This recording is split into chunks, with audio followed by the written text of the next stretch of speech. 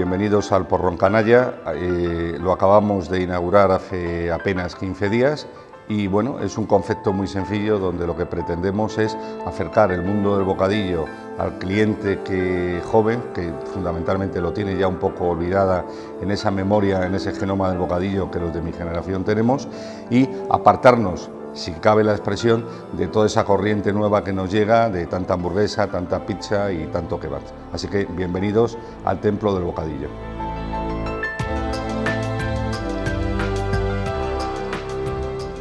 Bueno, el Porrón Canalla se encuentra en la calle Ballesta, en el número 2, un barrio que es, como se le conoce, de prostitución, de lenocinio, y este sitio antiguamente pues eran dos whiskerías donde en la parte de arriba las meretrices recibían. Se ha mantenido la estética de este ambiente canalla, de ahí lo de Porrón Canalla, porrón, porque tratamos también un poco de reeditar esa tradición nuestra, que es beber en porrón, beber absolutamente en algo muy compartido, en algo muy simpático, igual que el bocadillo, que también son bocadillos también donde se pueden compartir, y la idea es un poco que sea un punto de encuentro donde la gente se divierta y tome bocatas de calidad.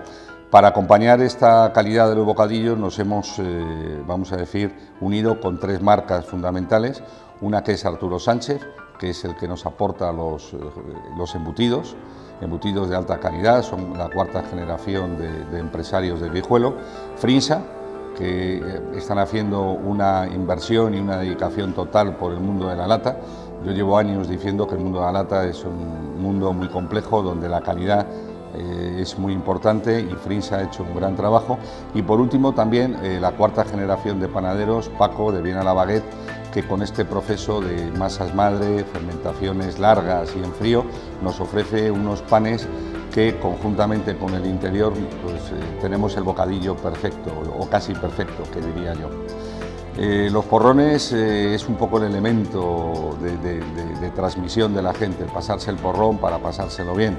Ahí un poco la parte divertida. Tenemos cuatro porrones, el de cerveza, el de vino, el de tinto de verano y el de manzanilla.